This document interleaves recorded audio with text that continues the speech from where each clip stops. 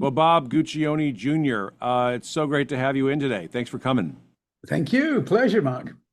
And Bob, I have to tell you, so just starting off, what is it like to have the name that you have? I think of people like, Ron Reagan Jr. and George W. Bush. And what was it like going through life, even as a young person, with your last name, your first name, and all that that meant? Strange question, but what was that like? It was fine, completely fine. When I was younger, I was basically oblivious to my father's notoriety and his fame and his, you know, uh, gigantic status in pop culture. Within a few years, I got it. It was pretty obvious. And I was just proud of him. And then later in life, when I went out on my own, I found later in life not being very long, by the way. I published my first magazine at 18. And then again at 19, I published another one. And so I didn't think about there being a stigma. I did encounter it, but I far more was aware that I was encountering an advantage. People met with me, people would do things for me, people would be open to listening to me. They extended to me room they wouldn't have extended to another 18, 19-year-old, 20-year-old, starting out with very idealistic ambitions. It was never, ever, ever a problem for me. And you mentioned only one person I think had a bit of a problem, Ron Reagan Jr. I knew Ricky Carson Hmm. tangentially in the 70s, son of Johnny, and he was paralyzed by it, because I never understood. And I should have perhaps a little more understanding or compassion, certainly, for people who find it difficult to be the child of somebody famous. But I don't understand it. It's only an advantage, Mm. really. I guess there are cases where it's not an advantage because of the reputation of the father. But I never had a problem with it. I was never not proud of my dad. As you may know, you probably do know, for 18 years we didn't talk to each other. Right. That was the second period we didn't talk to each other. The first one was only a year when I was 18. And, never once, not for a minute, not for a second, did I not love him Mm. and admire him. Now, I didn't always like him Mm. because there were certain interactions with us I did not like, but I never didn't love him. And he told me he felt the same way. We reconciled a few years before he died, and I was with him when he died. And he told me the same thing, that he never didn't love me and Mm. that he was, in fact, immensely proud of me. So sometimes people knock heads, but as for carrying the name, I still carry the junior deliberately, even though technically one doesn't have to when one's father is gone. Right. But I deliberately carry it as a sign of pride and respect. There may be some in the audience who don't know your father published Penthouse, started the magazine, I believe. Oh, Yeah, but yes, you went a very different path, though. You could easily have taken that empire over, but you launched Spin, a music magazine. What were you thinking there? Well, I always thought, oh, I'd love to run Penthouse, love to run Penthouse. And then one day, when the offer was actually extended as I want to groom you to run Penthouse, I didn't want to do it. I actually wanted just to be a writer, but I was awful as a writer, mostly because I was undisciplined. I think I'm now an adequate writer. Then I was not. And so I sort of pissed around for years and, got into publishing, did some publishing ventures of my own, very, very small things. And then I came up with the idea for Spin in my late 20s. And then I wanted to do that. And he said to me, if you run Penthouse, you'll be insanely wealthy and successful and powerful. If you spin, you'll never get there. I said, well, Penthouse is an aberration. Penthouse was a unicorn. I mean, the success of Penthouse is almost unmatched. There was a time when it was more valuable to the industry than TV Guide in terms of copies sold and money made by the industry. So he was right. I knew he was right, but it didn't matter. I said, no, I have my own soul, my own personality, my own life, and I got to answer to God one day. And I can't say, well, I took the easy ticket. He's going to say, but I gave you some gifts. You didn't use them. So I said, no, I got to do my own thing. It doesn't matter if it's never as big as you. It never was, of course. It doesn't matter. It matters that I do what I think is right for me and an extension of my ambitions and gifts, if I may be so bold as to say. So no, it was never even a difficult choice. It wasn't like, oh, what do I do? What do I do? It was like, it was clear as day. But was there some kind of a desire to distance yourself from the empire? I mean, that's a pretty big None. move away. Yeah, none. No desire whatsoever. In Okay, fact, in the beginning, we launched Spin together, right. which was the only thing I didn't want to do with my dad because I thought it's too small for his empire Mm, and it can only go wrong, and it did. It went wrong. Our relationship went wrong mhm, over many things, but partly the way Spin fit and didn't fit into Penthouse. Um, so no, there was no desire to move away. I never shunned it. Some people would shun me. I got shunned. I got people who wouldn't meet with me, wouldn't do business with me, wouldn't advertise in Spin because of the name connection, even though they knew mm. Spin was a different company and was not involved at all with Penthouse at that time. We had split. So yeah, no, I've had examples of that, but I find them to be minor, and certainly proportionally they were tiniest of percentages of my experiences. Mostly what I encountered was curiosity. Hmm. Like, what is this little thing like? This little character, little puppy coming into our office. Yeah, what Well, is he like? I'm just thinking, Bob, your friends, you're growing up in the era, what, 60s, would you say? You're a teenager? I was a teenager, started my teens in the 60s. Right. We moved back to America in 1971. I was 15. So that was sort of the second part of growing up. So in my mind, I'm thinking about most teenagers of that era. You're hiding your penthouse or your Playboy, underneath your bed, and here you are. What is it like growing up in your household? I mean, in that sense, it was just a free for all. Like you could see whatever you wanted to. What was it like? Nothing like that. Nothing like that whatsoever. I know these are probably all disappointing answers, Right. but I always joke that I was the only 9-year-old in the world, only 9-year-old boy in the world who was told off for not reading Penthouse.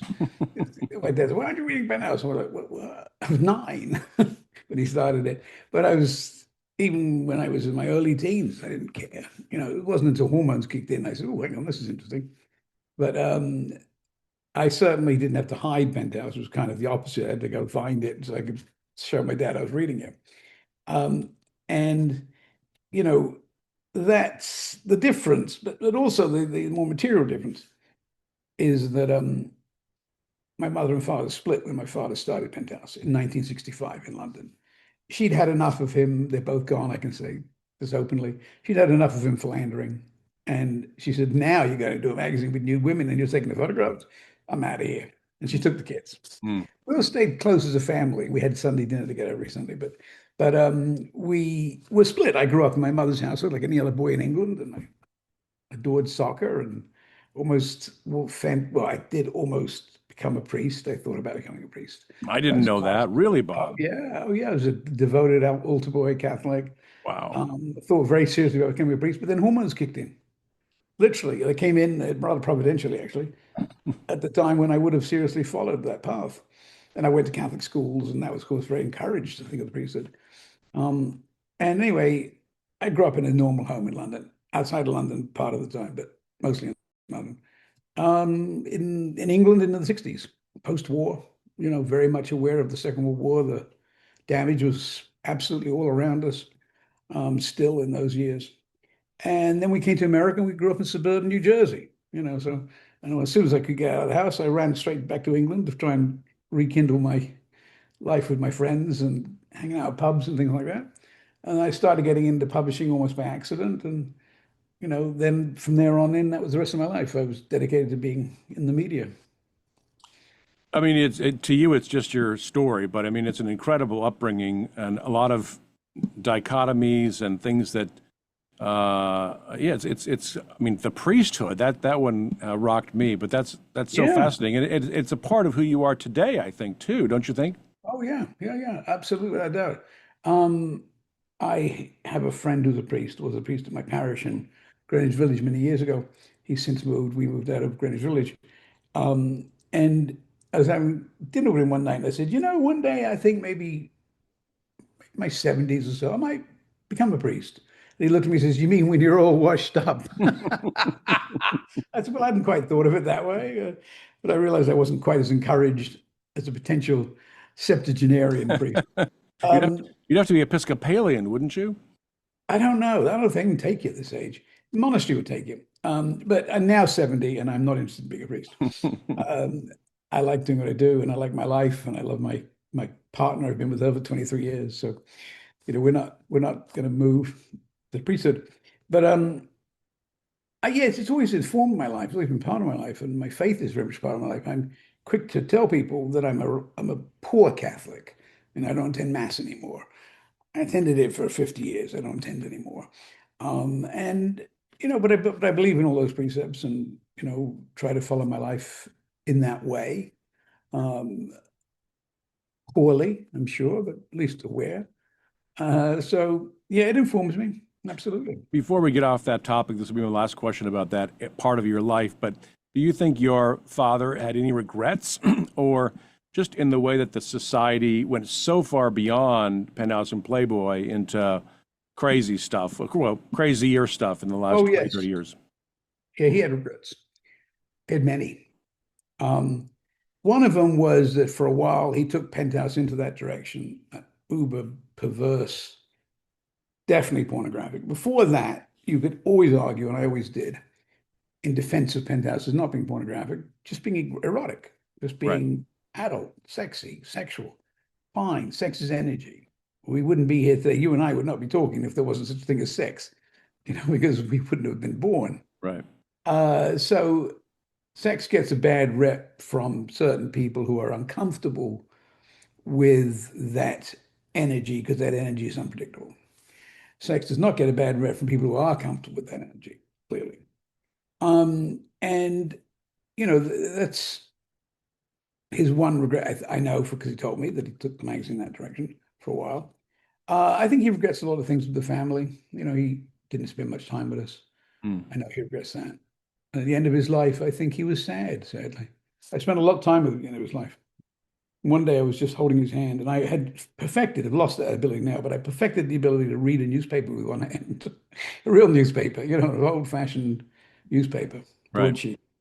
I would just hold his hand for literally hours. Hmm. He would be not really, he'd be in and out of consciousness, but I'd hold him for hours until it was Wow. got no feeling left. But I thought this is the only thing in the world he wants. And the Hmm. only thing in the world he needs is Hmm. to know that he was enough of a father that his son would be with him at the end. Hmm. And not all my siblings went to see him, which I think is tragic. But I knew that I wanted to be there, and that was it. We had perfection at the end of his life. Hmm. Perfect, ironically, a perfect relationship because it was just pure love. And There did, was a did he point have where a, he couldn't even talk. I'm sorry, did he have a faith journey at the end of his life too, or what was that like? No, well, I don't think he ever really didn't, to be honest. Hmm. Um, he never really turned his back on God. He was brought up Catholic, lapsed. The whole time I knew him, never went to mass, unless it was to my first communion and confirmation, and one time or twice when I was altar boy. But he wasn't really interested. But I don't think he ever let go Hmm. of his. He did have a belief in God, without doubt. And towards the end, he said, um, I hope I'm well received or well liked up there. And I get in, and he said he often saw his father in his dreams, and his father was saying, "It's okay, it's time to come." Wow. So it indicated he thought there was an afterlife. Yeah, he never eschewed religion. Hmm. He eschewed a lot of the fanaticism around it, as do I, by the Right. way. Right. But he never.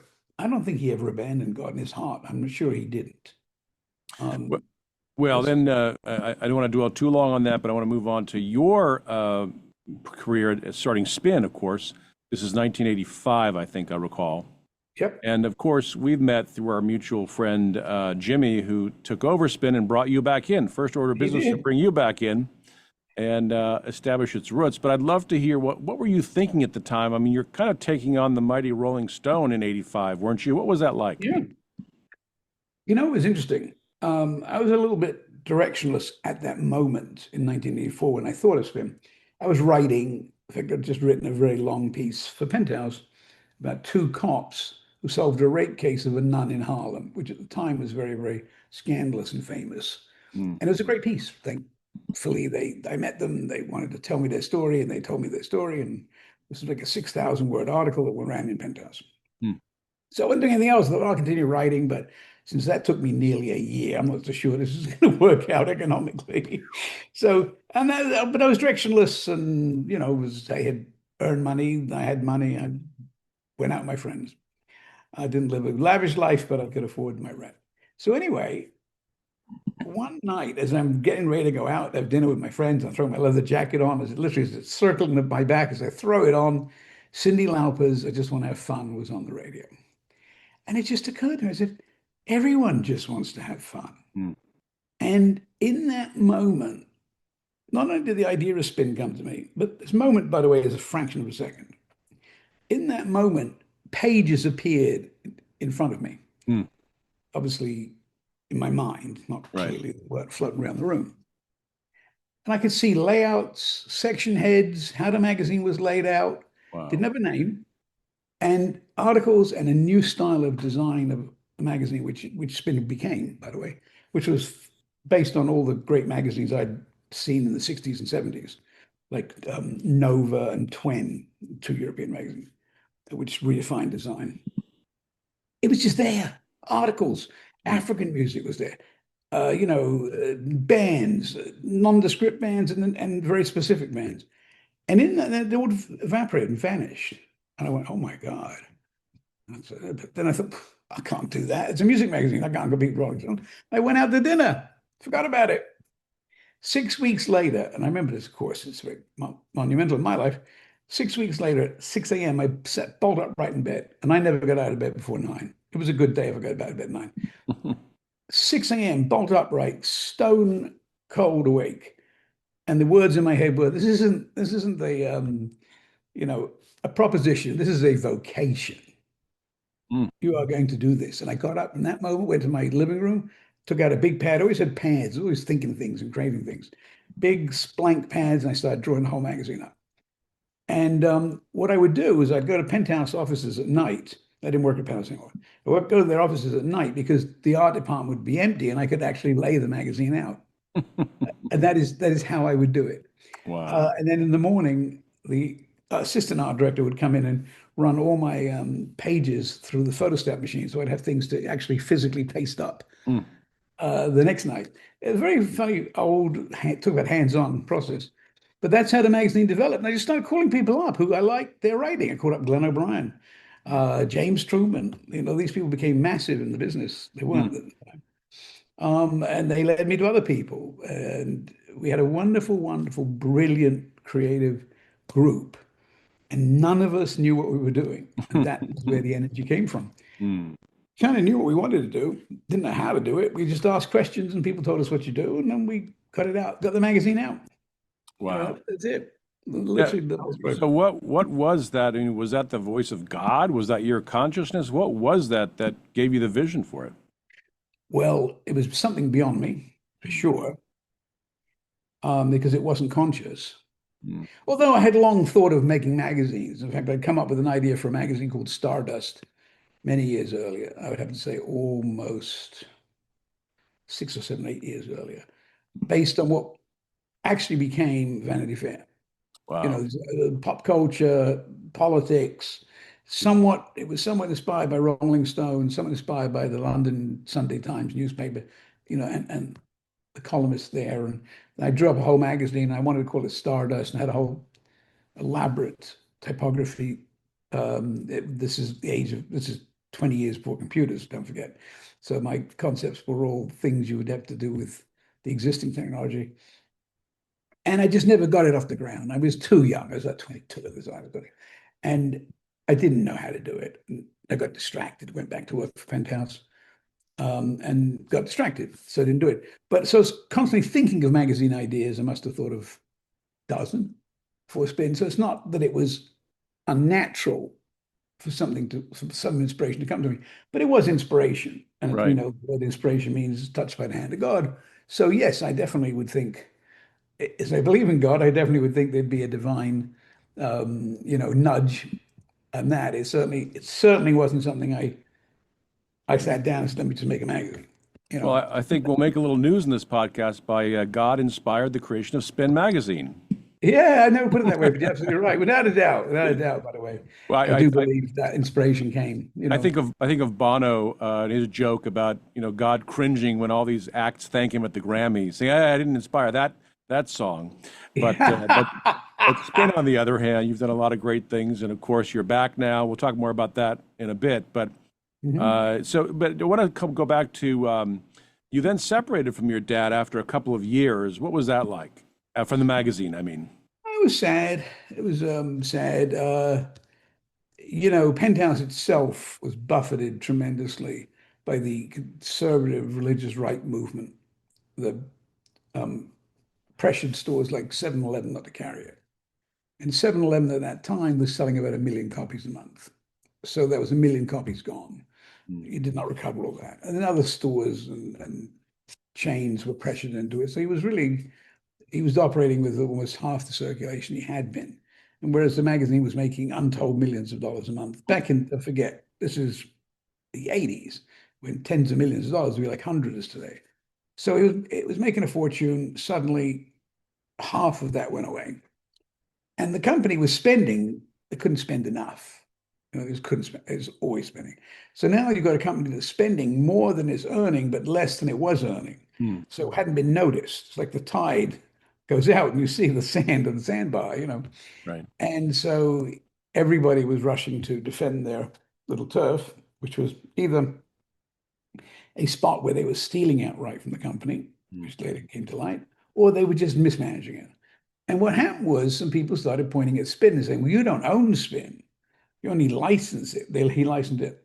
Penthouse licensed it from me for tax benefits for Penthouse. It was the only benefits they were going to get for a couple of years. Spin wasn't going to make money for a few years. So they actually pitted us against each other. And my father said, but you have to give me Penthouse. mm, I mean, I'm Spin. I said, well, no, that's not the deal. You didn't raise me to be a fool or a weak person. So no, the answer is no. We will have our deal, which is fair. Or if you like, and this is somehow embarrassing to you, I will buy you out. I'll go to an MTV had sort of been sniffing around saying, would you ever be interested? So Billboard, ironically, who did wind up owning it one day, were wow. interested in Spin. I don't know how that came up with them. I don't know how I met with them, but they said they wanted to buy it. So I said, I can buy you out. In fact, I'll give you a piece of what I keep. How about that? And he said, no, he had to own 100%. It was very sort of stubborn Sicilian father behavior. And I said, no. He said, well, I'll put you out of business. I said, no, you won't. You'll put me out of the business with you. Wow. Doesn't stop me continuing if I find someone else interested, which I'm pretty sure I will. And I did, although it wasn't as easy as I thought at the time, but I did Mm, find people interested. David Horowitz, who had been the chairman of MTV and the chairman actually of Warner at the time, he, uh, you know, wanted to back me for a small amount of money. Then we found another investor and we survived. But the day that I was literally escorted out of the building, um, I remember saying, well, day one is tomorrow. To get back to work. mm. Got to keep this going somehow. I said, nobody can stop me if I try hard enough. If I fail, that's one thing, but uh, starting or stopping is my choice. Wow. So that's how I went. That's quite a got to be a shock to the relationship. Did the relationship No, it's was it killed it. severed?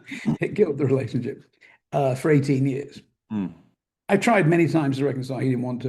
And then one day out of the blue, he called me up, invited me for dinner at Christmas. wow. That was the And beginning of the separation in 86, 87. our separation was late 87. Mm, We only missed one issue, ironically. mm, We got back very, very fast because I continued to work as if we were going to publish the next issue while looking for money. And by the time, and I got lucky finding money. And David Horowitz was a great man, and he came in and he loved the idea and put up $500,000, and that got us back into business. You know, wow. we were very, very, very lucky, very happy. You I'll know, tell you a funny story. I'll take you without you, as you're asking. I'll tell you a funny story. So it was obvious that Penthouse was going to kick Spin out. Everybody in the company knew it. Everybody in the 3 floors of the building that was occupied by Penthouse knew it. And we were delaying, hoping we find some negotiation to sell, sell the company or to buy him out. We didn't. In the end, he wasn't going to have that. So in the end, at the impasse, we had to go. But just before the end, at about 2 weeks before the end, the Polish cleaner came into my office. He had never spoken a word of English to any of us in 2 years. And he says, "You are in trouble. I will help you." So I said, "That is fantastic." We were nice to him. In other building, the floors, I don't think he even noticed him. But we were always there late. We'd buy him a beer. We'd give him food if we had ordered up food. Right. So he, every night, took his big old basket on wheels to the garbage place at the back. But every day we'd fill that basket with all our files, all the stuff we needed to continue, all our records, all our photographs, all of our issues. And every night when he took it down to the garbage dump area, we had a van that we had rented just pull up, take it away to storage. So we actually kept all our records. And but I love that guy. Without him, we couldn't have done it. Wow. Yeah. That is a great story. Oh. I've always thought about Spin, the contrast with Rolling Stone, and I guess this is a reflection of maybe your Catholicism, I don't know.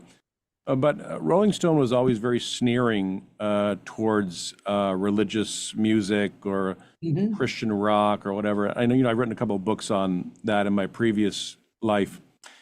But I always felt like Spin never had that kind of an attitude. And in my book, I wrote a book called Rock Gets Religion that Alice Cooper wrote the foreword to. But in the book, I give an example of how Rolling Stone did this very snarky review of a Mylan LeFevre record in 1973, mocking his whole desire to have, sort of Christian lyrics. And then fast forward about 20 years, in 2007 or so, Switchfoot puts out a record. They're a group of Christian surfer kids from San Diego. And you guys reviewed that record, and it ended, your reviewer loved the record. The review ended with, "Your turn, Satan," as if, God made a great record, inspired a great record. Yeah. What's Satan going to do next? And I always noticed that difference between the two publications. Any thoughts on that? Oh, a lot of thoughts on that. I mean, first of all, I am not a cynic, and therefore everybody who works with me cannot be cynical. Skeptical, yes. Suspicious, uh, you know, tough as nails in their investigation, but not cynical. Mm, Cynicism is weakness, you know. mm, Now, I'm not saying in the whole time I had Spin and I sold it in 1997, but until I came back a few years ago to help Jimmy, um, I wasn't involved with it. I'm not saying in somewhere in that period, even in my period of owning it, that there weren't a couple of snarky reviews. Yeah, we could be snarky. We could be a little bit, we definitely were irreverent. We could be a little bit snarky, but not cynical. mm, Our view was, open the door and see what comes in. Be wide-eyed about life. I published Wanderlust, the travel site. I think you know that. mhm, And our view is the world is wonderful and great. Let's go just be open to it. Some of it's not great, clearly. Obviously, at the moment, probably half of it's not great, but certainly be open to the parts that are great. And I was the same way with music and culture. And don't forget, for the very first issue of Spin, we had non-music editorial in there. We were open to knowing what's going on in the world. mm, We had Christian rock group called Striper, big mhm. feature, the very first issue. We had rap in the very first issue, which almost no one had even heard of Right. outside of New York City. We had African music in the first issue, and so on and so forth. We had a lot of things that were just not the part of a normal music magazine. And we never, ever were cynical. We were always, as far as I could control, we were always very excited about life. That was our thing, be excited. Mm. And it's Yeah. been my thing with every magazine I've ever been involved in. What's the point? What's when you buy a magazine? If we're not excited, how do you get excited? Mm. The line between cynicism and skepticism, that's a fascinating delineation you made there. There's a big line, big as a Hmm. chasm. Hmm. Cynicism is an attitude of I'm better than you, Mm. or I'm going to put you down because you said something silly. Right. Yeah, it's irrelevant. All of that stuff's relevant. I will have misspoken on this podcast by the end of it several times Mm. because when one just speaks, one mangles words or phrases. So you could, if you wanted, say, Bob can't articulate a sentence. Someone could listen to me and say, what is he talking about? That's cynical. That's just an attitude. Fine, you're entitled to your opinion too, by the way. Mm. Everybody's entitled to their opinion. But just to be cynical for the sake of, oh, I can trip you in the hall. That's the point of that. Skepticism is a very, very valuable human instinct Hmm. because if we weren't skeptical, we'd walk into bad things all the time. Right, And if we weren't skeptical of the things we're told by authority, we'd be dominated entirely by authority, which is a big problem we're having today in America. right. The lack of skepticism or the lack of indignation, probably is not a word, um, towards the authoritarian attitude of we will tell you what things are. You cannot ask us about that. You Right. cannot ask us, Right. um, questions we don't want asked. So skepticism is very, very important. Suspicion is useful. And a journalist can't exist without skepticism. Hemingway called it a great bullshit detector. Having a great bullshit detector was the phrase he used. And you do have to have a great antenna. But cynicism is the province of weak talent, poor Mm. talent, lack of talent. What about politically too? I feel like, and I've been a Rolling Stone reader for many years. In fact, they sent me a cap one time, so I think I'm an honorary member of something. Yeah, Uh, the Cap Society. the Cap Society, right? But I felt like Rolling Stone, the political stuff was so heavy. And if you didn't agree with Rolling Stone's political stance, you were like not really rock and roll. Mhm. Whereas you guys, I didn't feel that heavy-handedness at all about politics. What about that? No, I think that's fair. I mean, I'm a liberal, 100% liberal. But I got to tell you, there are more people on the left who dislike me and disagree with me than are on the right. Hmm, And my friends on the right say to me, you're the same liberal you were 40 years ago. right. You're standing in the same spot. It's the tide that moved out. You and Bill Maher are in the same Yeah, spot. exactly. Well, who's a very close friend. Yeah, And we've known each other for nearly 40 years, yeah, 35, 30 years. And he's the same way. And we right. often talk about it.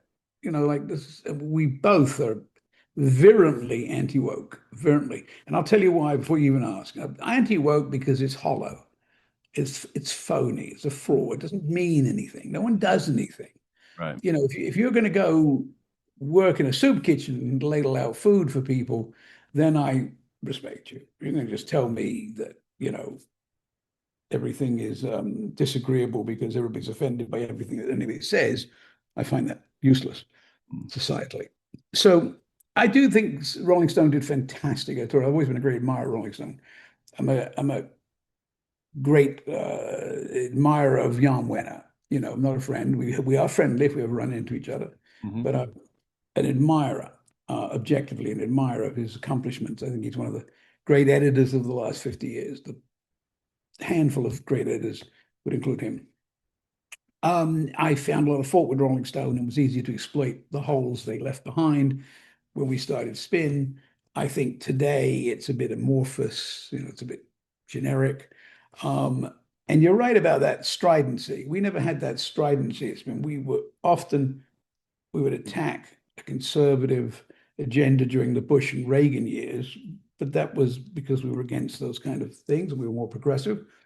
But we gave credence to each side and every side.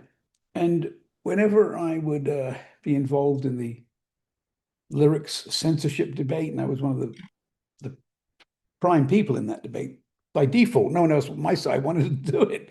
I was the only guy from the liberal press who wanted to go out and argue against Tipper Gore and the rest. But I would always say to whoever was interviewing me, you know, I think the Christian right have the exact same right to free speech. I have no problem with them saying what they say. I disagree with them, and I'll tell you that. And I disagree with anybody who tries to inhibit the freedom of another. But I have no problem with them saying it. In Mhm. fact, when I'm defending free speech, I'm defending them at the same time. Mm. My liberal friends will go berserk at me. You can't give these people credence. Credence. They got God on their side. Trust me. They look to me for credence or Right. credibility.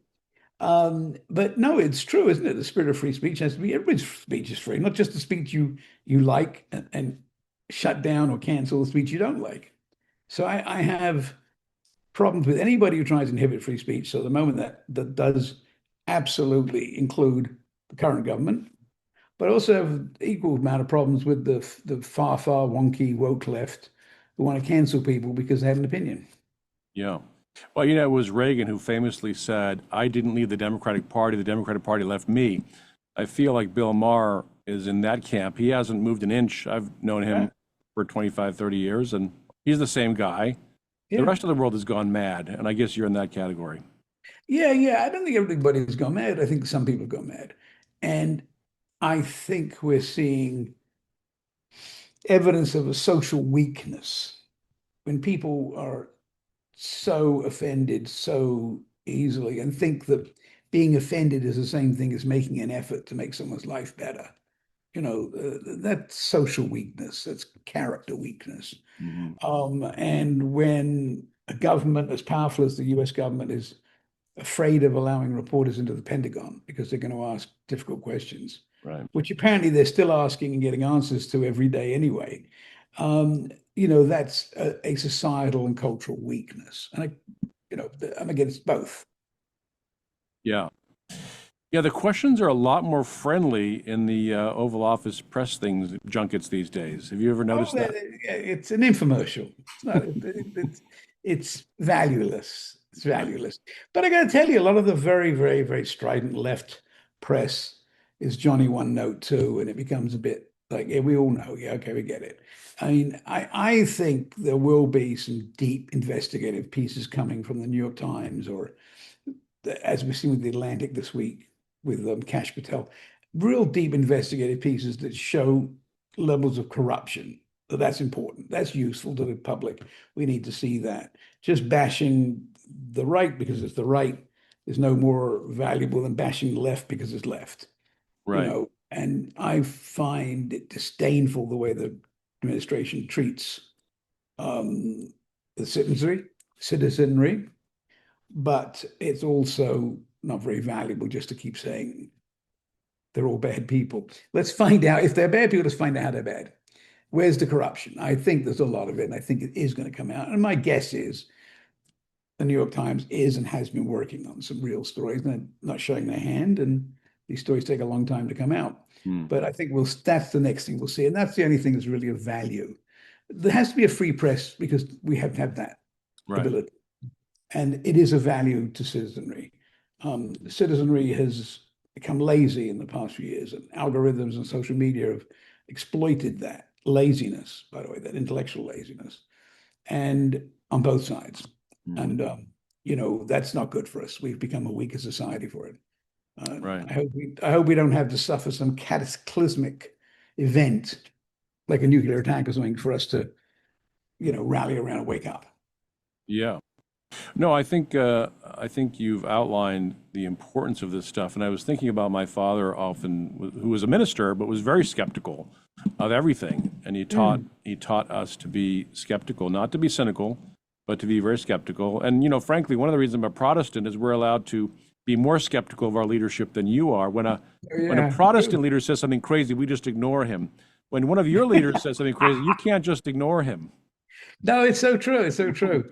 And the Episcopalians always say we're the real Catholics, and it's funny. It's funny. It's funny. I don't think God wants anyone to come between him and us. Right. And all right, so somebody's going to criticize me for using the male gender there, but the word God is male in every language.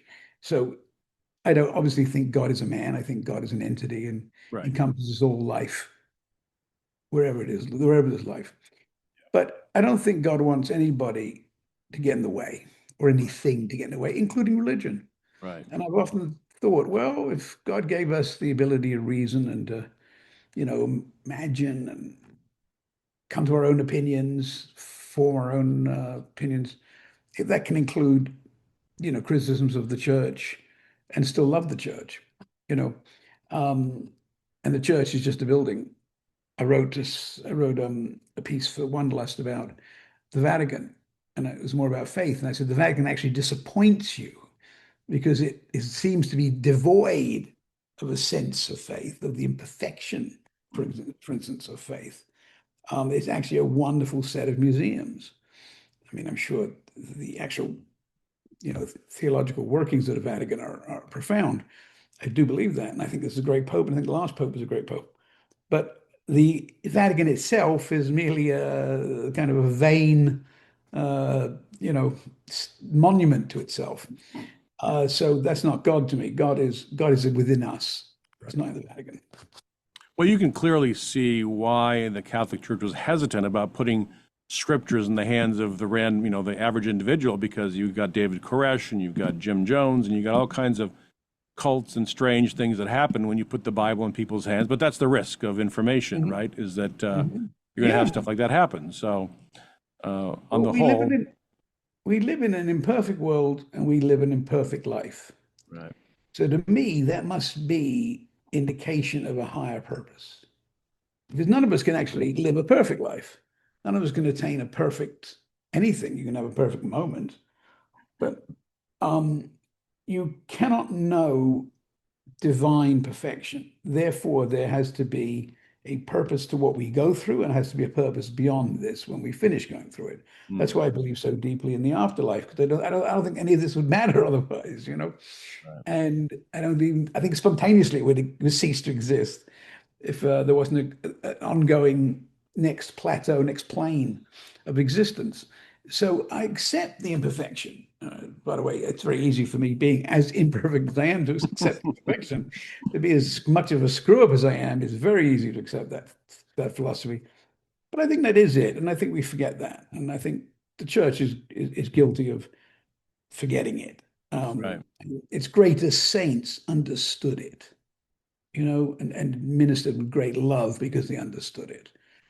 Padre Pio was a very, very, very, very strict clergy member, but he understood that no one, including him, could actually ever attain that level. Mm, And so he was loving and forgiving. mm. Yeah. Not that you asked that question, but No, anyway. no, no. This is good. But I've got to bring the story back to you, back to the '90s. So we've kind of hit that mark. But you made some news in the late '90s because we have a mutual friend in Ann Coulter, and you, of all people, I mean, this sounds a little fish out of water. You and Ann Coulter dating. You've got to tell that story. Well, it is different, isn't it? It's oil and vinegar, isn't it? Um, well, first of all, I like Anne. I don't like anything she says at all. Zero. I didn't like it back then, but I certainly don't like it now. And I think she's now become sort of a caricature of herself. But when I met her, she had a sense of humor, which I She don't think does. she Yeah. she has continued to have as openly. But she had a great sense of humor. She had a great sense of irony about things, and she didn't take herself too seriously. This was back in '98, I Hmm. believe I met her, '97, '98, and so that was endearing. But I had seen her on Bill Maher's show, Politically Incorrect, and I thought she was great, attractive and interesting, funny, very funny, and I like the way she skewered everybody, even though she was obviously coming from the right. So the second time I saw her on the show, I actually took out a pen and wrote down her name, where it appears under the person on TV, Ann Coulter. And I called Bill Maher up next day. I said, Bill, you got to introduce me to this Ann Coulter. He said, well, funny enough, next week I'm having dinner with her in Washington, D.C. Why don't you join us? Because Wow. I'm bringing my date and she's coming along as a third party, coming along as a fourth party. So I did. I went down to D.C., met her, we hit it off, and we started dating right after that. But this was during the Clinton presidency and the end of the Yeah, the uh, impeachment, right?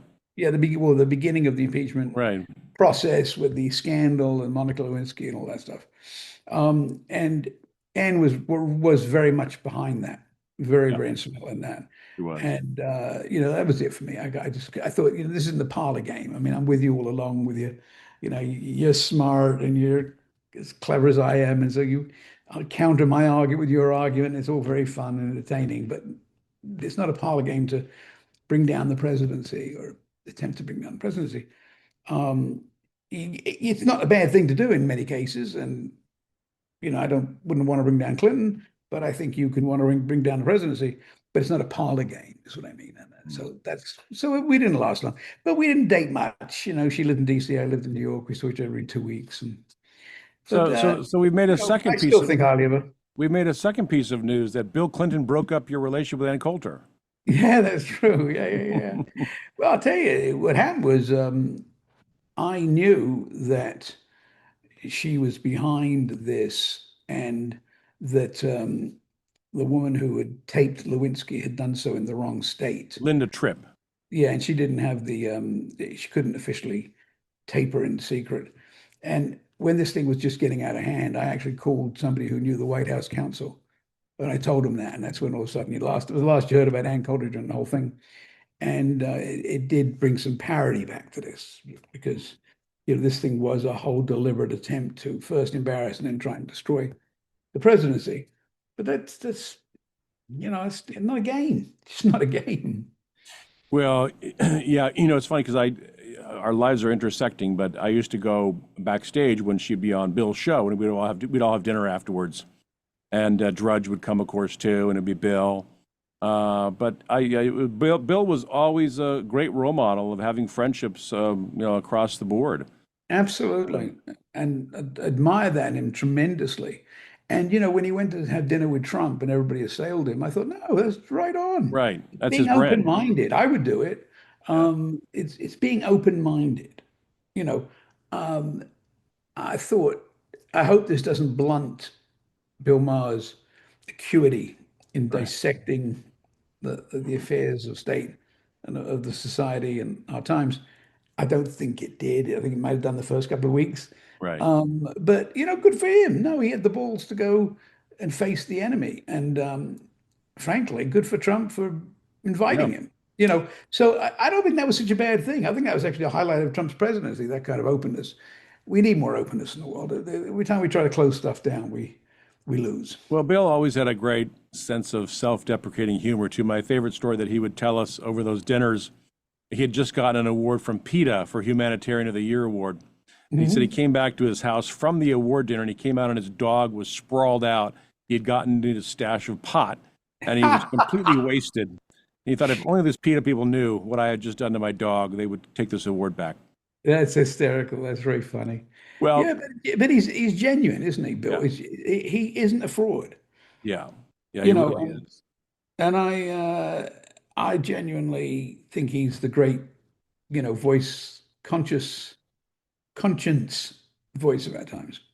Well, then our story picks up when my very, very good friend Jimmy purchases Spin, and one of his first orders of business, he called me and said, "I'm going to bring Bob back in." And before I knew it, you were there. So that must have been a really gratifying experience for you. Talk about that.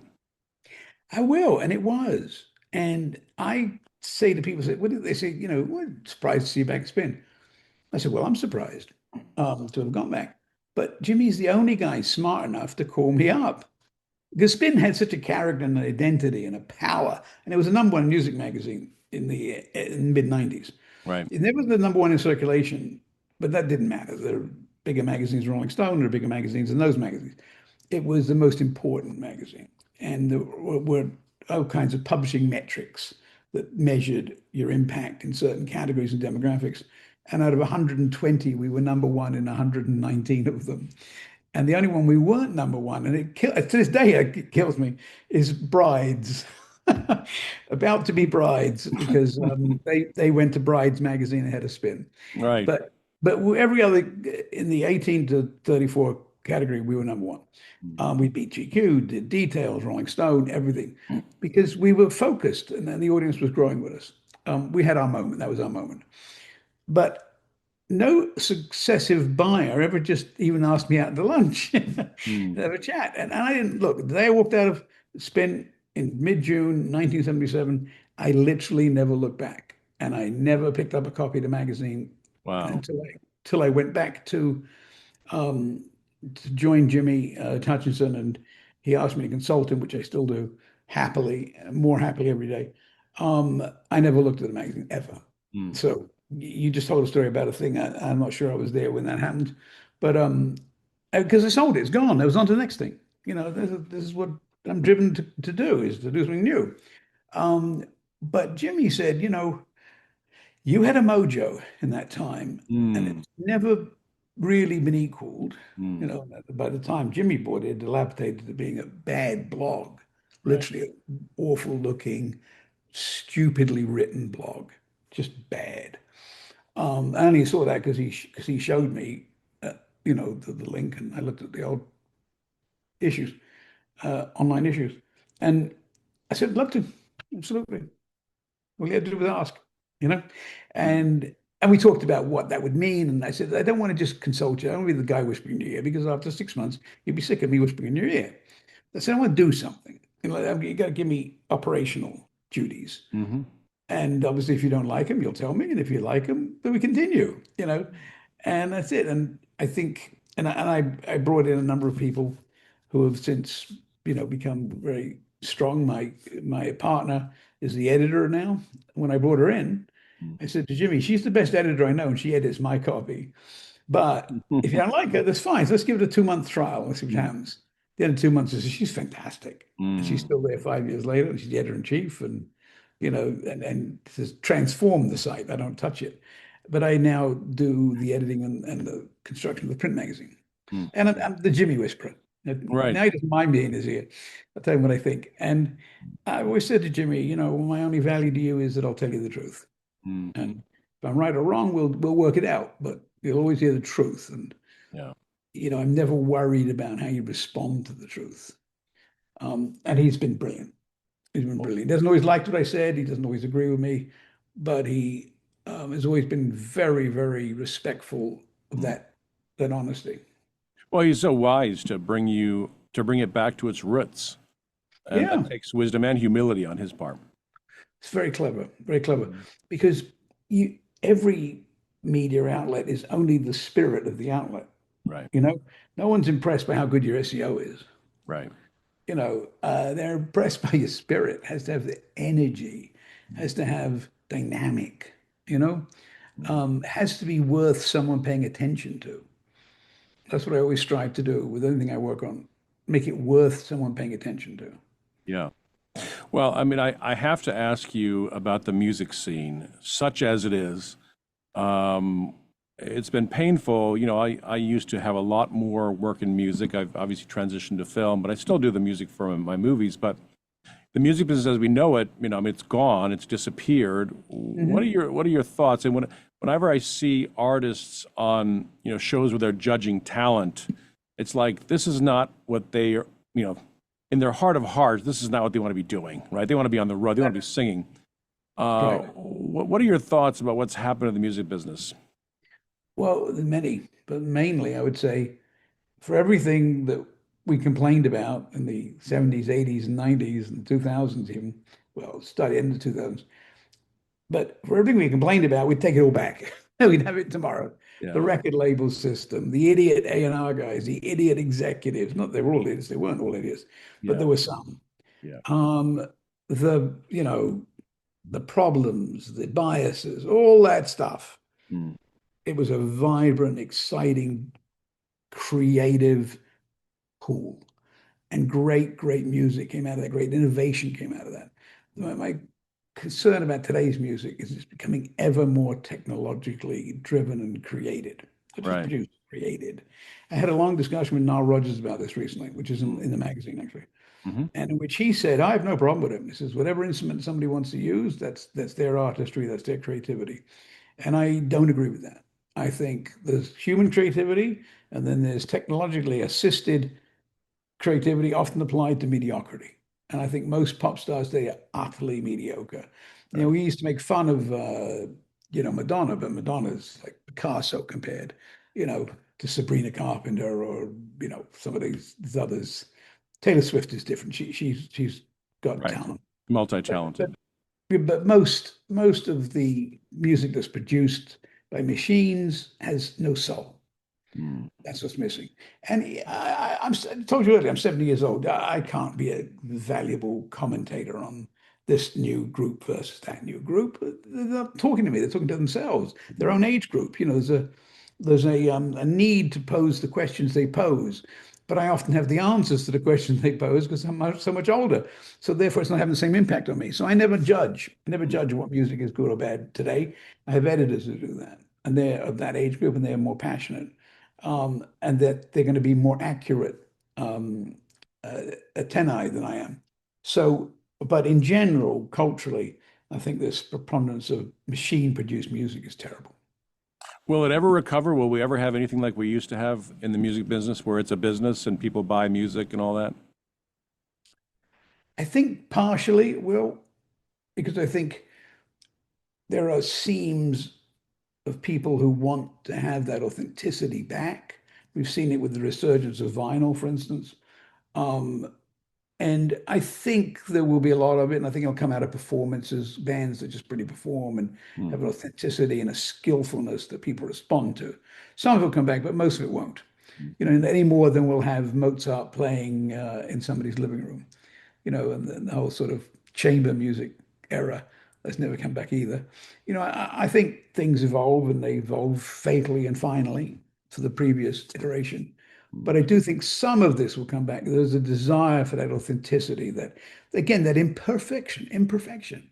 No one wants to hear a perfect pop song. Mm. We want something with a bit of grit in it. I want to hear people struggling to get it out, you know? So that's where I think something will come back. Most of it, I think, is pretty much gone, and we'll have people listening to old records more. Yeah, Wham's Last Christmas will be number one 50 years from now again on Christmas Day. Probably. That's Not a bad that, song, but I think that's after that amount of time, we might want to move on. yeah, that's our new reality.